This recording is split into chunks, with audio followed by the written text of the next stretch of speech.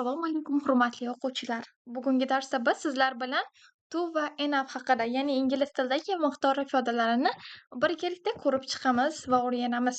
To o'zi nima? Ma'nosi juda ham yoki haddan tashqari ortiqcha degan ma'noni anglatadi. Tuzilishiga ko'ra, ya'ni to plus adjective ot oldidan masalan keladi va to dan so'ng asosan ya'ni sifatlarni ishlatamiz. For example, it's too hot. Havo juda issiq yoki this bag is too heavy. Bu sumka juda og'ir. He is too tired to work. U ishlash uchun juda charchagan ma'nolarini anglatadi va biz odatda very ni ham juda ma'nosida ishlatamiz, lekin ammo biroq bu yerda to negativ, ya'ni ko'proq masalan juda og'ir yoki g'alati so'zlar uchun sovuq, negativ so'zlar uchun biz aynan to'dan foydalanamiz. Pozitiv masalan, yaxshi narsalarni ifodalash uchun very dan ifodalagan holatda gapirib tuzamiz.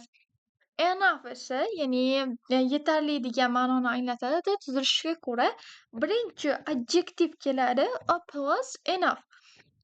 Otdan keyin keladigan asosiy so'z hisoblanadi. Odatda to'da ko'rib turganingizdek, to'dan keyin adjective keladigan bo'lsa, bu adjective birinchi, undan keyin enough kelmoqda. To va enoughning farqi quyidagicha bo'ladi.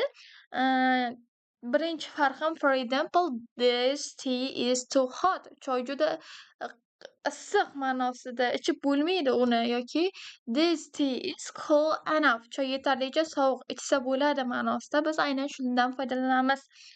Undan tashqari, he is too young to drive. U haydash uchun juda yosh. Yoki he is old enough to drive. U haydash uchun yetarlicha katta ma'nosida. Mana ko'rib turganimizdek, to dan keyin adjective, ya'ni adjective degan sifatlar young yoki old, qari, hot, cool bilan hamma sifatlarga kiradi va biz quyidagilarni ishlatamiz. Ko'rib turganingizdek, to'dan keyin adjective, enoughdan oldin adjective keladi. Asosiy farq shunda va enough plus noun ham kelishi mumkin ba'zida. Agar ot bo'lsa, enough ot oldidan keladi. For example, we have enough money yoki there is enough food. Bizda yetarlicha pul bor ma'nosida, yoki u yerda yetarlicha ovqat bor, oziq-ovqat yetarli. Yoki I have enough time. Menda yetarli vaqt bor ma'nosida.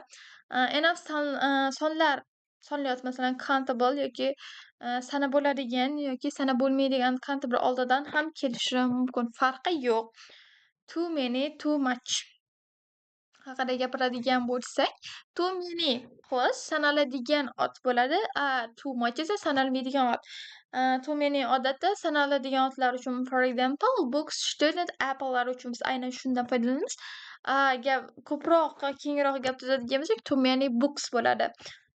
To'dan keyin many bo'lyapti va undan keyin bu yerda ot sanaladigan ko'p kitob yoki too many students, ko'p o'quvchilar yoki sanalmaydigan otlardan keyin ham water, sugar, time'lardan keyin ham biz aynan shuni foydalanamiz. Too much water yoki ko'p suv, too much sugar, ko'p shakar ma'nolarida foydalanamiz. Ko'p mistake'larga keladigan bo'lsak, o'quvchilar juda ham ko'p xato qilishadigan asosiy narsalar, enoughdan keyin asosan nima adjectivedan foydalanamiz. Bu xato hisoblanadi. Birinchi adjective keladi enough uchun, undan keyin enough o'zi keladi. Adjective plus enough ma'nosida. For example, tall enough to'g'ri bo'ladi, enough tall noto'g'ri, guys. Undan tashqari to da ham xuddi shunday, yoki to bilan enoughni birgalikda qo'llab bo'lmaydi. To enough hot deb bo'lmaydi. Juda yetarlicha issiq ma'nosi bo'lmaydi. Shunchaki ikkalasidan bittasini too hot bo'lishi mumkin yoki hot enough bo'lishi mumkin. Undan tashqari, agar biz otlar bilan enoughni ishlatadigan bo'lsak, ya'ni yetarlicha so'zni ishlatadigan bo'lsak, birinchi enough, undan keyin noun keladi. Okay guys. Enough har doim to bilan birga ishlatilmaydi. Bittasi yoki boshqasi ishlatiladi. Amaliy mashqlar quyidagicha bo'ladi. Men sizlarga buni uyga vazifa sifatida beraman. The box is, for example, to, heavy shunday kabi mana javoblar bilan tahlilni birga beramiz va asosiy xulosalarni aytadigan bo'lsak, to plus adjective bo'ladi. Ortiqcha degani yoki adjective plus a noun yetarli yoki enough plus noun ma'nolarida keladi. To meaning sanaladigan, to'machi sanalmaydigan vaqtlar uchun ishlatamiz. Guys, shu bilan darsimiz o'z nihoyasiga yetdi. Keyingi darsgacha ko'rishguncha va thank you for your attention.